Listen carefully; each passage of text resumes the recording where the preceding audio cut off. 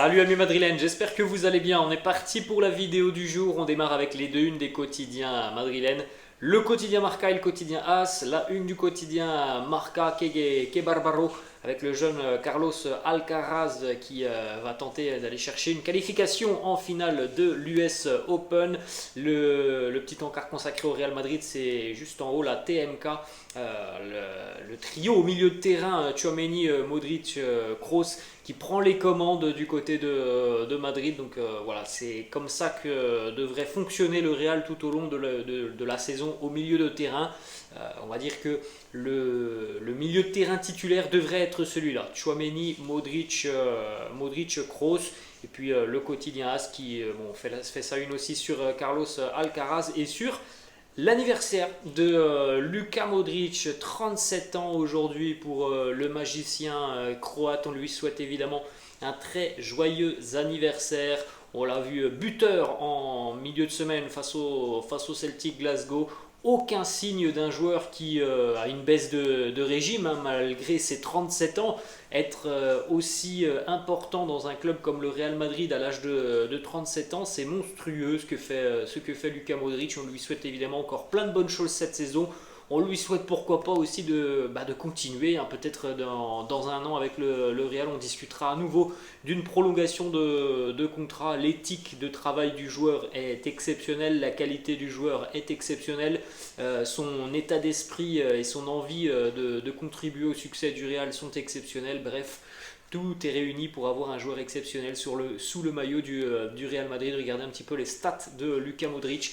442 matchs avec le Real, 33 buts, 74 passes décisives, 5 Ligues des Champions, 4 Super Coupes d'Europe, 4 mondiales des clubs, 4 Super Coupes d'Espagne, 3 titres de champion d'Espagne, une Coupe du Roi et la consécration suprême pour un trophée individuel, le Ballon d'Or pour Luka Modric il y a quelques années. On a une petite déclaration les amis d'un joueur du Shakhtar que l'on va retrouver d'ailleurs en Ligue des Champions, le jeune Mihailo Mudryk qui nous dit Modric c'est un top player, c'est un top joueur, il fait partie des meilleurs de tous les temps et les amis, je vous le dis, lorsque le Real va affronter le Shakhtar, surveillez bien ce jeune Mudryk, c'est un véritable crack.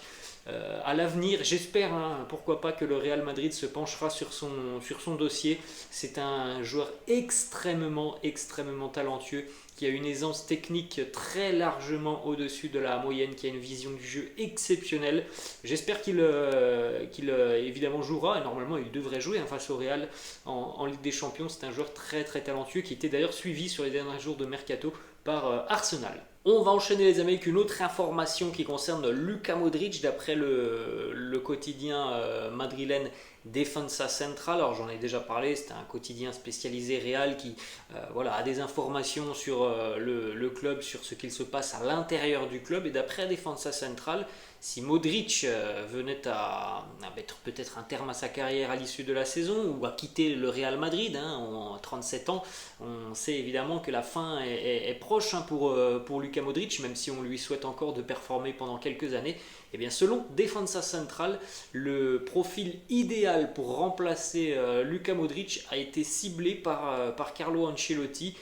Carlo, dans sa tête, il aurait choisi de jeter son dévolu sur le milieu de terrain de l'Inter Milan, Nicolo Barella, qui là aussi est un joueur de grande qualité, qui franchement pourrait, je pense, performer du côté du Real Madrid. En tout cas, ce serait le choix de Carlo Ancelotti, remplacer Modric par Barella si jamais évidemment, hein, Modric vient à quitter le Real à la fin de la saison, ou peut-être à mettre un terme à sa carrière. On n'en est pas de là, on espère qu'il y aura même une prolongation de contrat pour le Croate. On continue les amis avec des images de l'entraînement de la veille. C'était donc la reprise de l'entraînement après la journée de repos accordée aux Merengues suite au succès face au Celtic Glasgow. Donc il y avait quelques absents hier lors de cette séance d'entraînement, et évidemment Karim Benzema n'était pas présent. Il s'est entraîné entre guillemets à l'intérieur des installations. C'était plutôt donc une séance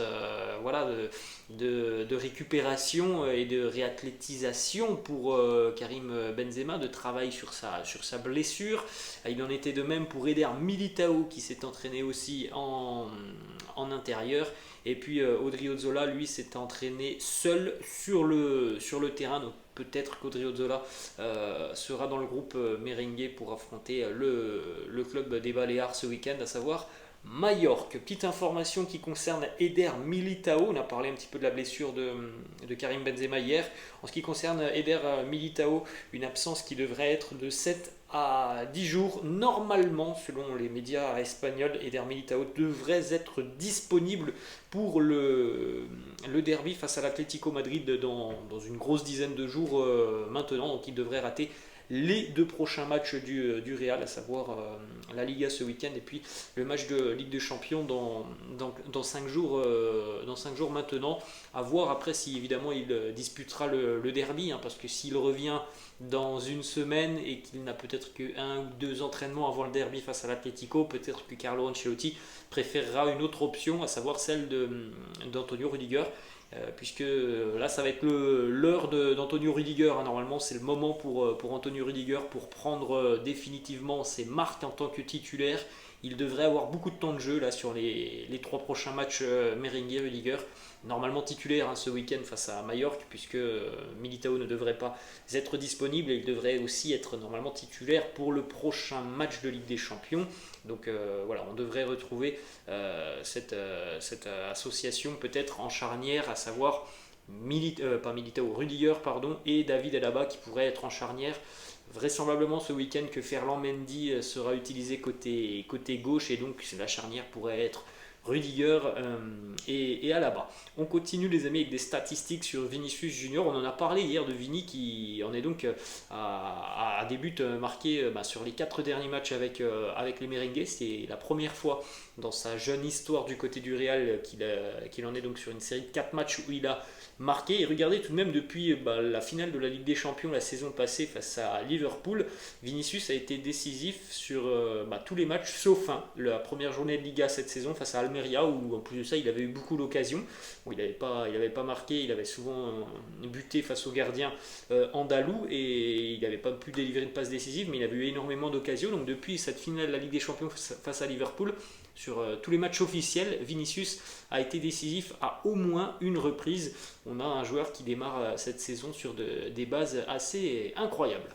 On continue les amis avec une autre statistique, cette fois-ci ça concerne le portier belge Thibaut Courtois. C'est une statistique représentative de la forme de Thibaut Courtois en Ligue des Champions. Sur les 22 derniers tirs qu'il a subis en Ligue des Champions, Thibaut Courtois en a arrêté 21. Les stats sont impressionnantes, hein, pour le portier belge.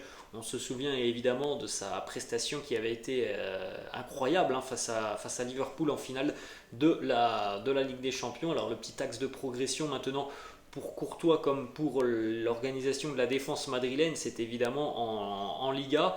On est à 4 journées de Liga et pour le moment le Real Madrid n'a toujours pas conservé un clean sheet en Liga. Les merengues ont encaissé à chaque fois des buts depuis le début de saison. Donc objectif ce week-end évidemment face à Majorque. Une victoire assortie d'un clean sheet pour Thibaut Courtois. Ensuite, les amis, le quotidien Marca qui nous annonce que l'éclosion permanente de Fede Valverde sur le poste d'ailier droit et puis aussi le début de saison plutôt positif et intéressant de Rodrigo apporte une grosse compétition pour Carlo Ancelotti sur ses choix du côté droit, et ça apporte aussi différentes options dans le système madrilène. Le club peut passer et varier donc d'un 4-3-3 vers un 4-4-2 où on aurait un Fede Valverde qui aurait un rôle beaucoup plus important sur le plan défensif. En tout cas, ça apporte une variété de choix pour Carlo Ancelotti, d'avoir des profils différents, mais des profils qui savent beaucoup apporter au collectif merengue. Ensuite, les amis, on continue avec quelques petites informations sur le match de ce week-end face au club de Majorque. Premièrement, une petite information sur la blessure de Benzema, donc qui va rater cette rencontre, qui devrait rater aussi les 2 prochaines, même rater vraisemblablement la trêve avec l'équipe de France. Benzema a joué chaque minute depuis le début de saison jusqu'à ce qu'il se blesse avec le Celtic Glasgow. On rappelle tout de même que Karim avait eu une préparation écourtée. Hein. Il était arrivé voilà, 5 ou 6 jours après ses coéquipiers lorsque les Merengues étaient en pré-saison du côté des États-Unis. Et puis certains avaient déjà repris aussi, déjà depuis quasiment une grosse semaine ou une dizaine de jours du côté de l'Espagne. Donc une préparation écourtée. Un Karim que l'on a vu en ce début de saison parfois un petit peu juste. Donc voilà, cette blessure qui arrive donc juste avant une trêve internationale. Il faut savoir que voilà, le muscle qui est touché pour Karim Benzema, c'est un muscle qui souffre généralement de surcharge musculaire et de l'accumulation d'efforts récents. Ce qui veut dire, les amis, qu'il va falloir être très vigilant cette saison et il va falloir pour Carlo notamment faire très attention à la gestion du temps de jeu de Karim par exemple, comme d'autres joueurs merengues qui ne sont plus tout jeunes. Voilà, ça c'est le genre de blessure, la blessure qu'a Karim là, c'est tout simplement une blessure de surcharge, d'accumulation de matchs. Donc il faut absolument pouvoir gérer au mieux le temps de jeu de tous ces joueurs par rapport au calendrier hyper chargé de cette nouvelle saison. Face à Majorque ce week-end, les amis, ça va être aussi un match important puisque c'est la première fois cette saison que les Merengues jouent 3 fois en une semaine. Donc il y aura des changements, il y aura de la rotation ce week-end face à Majorque. On peut s'attendre notamment à voir donc Eden Hazard titulaire. Rudiger, on en a parlé, devrait être en défense centrale. Camavinga devrait être au milieu de terrain accompagné de Dani Ceballos. On pourrait aussi retrouver Lucas Vazquez et puis Rodrigo offensivement. Donc on peut s'attendre à voir un 11 assez inhabituel, en tout cas un 11 que l'on ne voit pas régulièrement côté merengue face à une équipe de Majorque qui en général a beaucoup de difficultés en déplacement et d'autant plus du côté du Bernabéu. On va terminer les amis cette vidéo avec une petite information qui concerne la Youth League. Le Real s'est imposé en milieu de semaine donc du côté de Glasgow face au Celtic, puisque voilà, la Youth League c'est tout simplement la Ligue des champions des jeunes où les équipes qui sont les équipes professionnelles, eh bien ce sont les mêmes chez les jeunes. Donc le Real va affronter, les jeunes du Real vont affronter le Celtic, notamment Leipzig aussi et le Shakhtar. Le Real s'est imposé en milieu de semaine du côté de Glasgow. À noter tout de même une blessure assez sérieuse pour un jeune joueur, Marc Cucalone, que vous voyez sur cette image, très gravement blessé face au Celtic. Alors on n'en sait pas beaucoup plus, mais c'est tout de même assez inquiétant. On lui souhaite évidemment un prompt rétablissement, mais il devrait être absent pendant une très longue période. Voilà les amis, la fin de cette vidéo, j'espère que ça vous a plu. N'hésitez pas comme d'habitude à lâcher un petit pouce bleu, n'hésitez pas non plus à vous abonner à la chaîne. Je vous laisse et je vous dis à la prochaine. Ciao.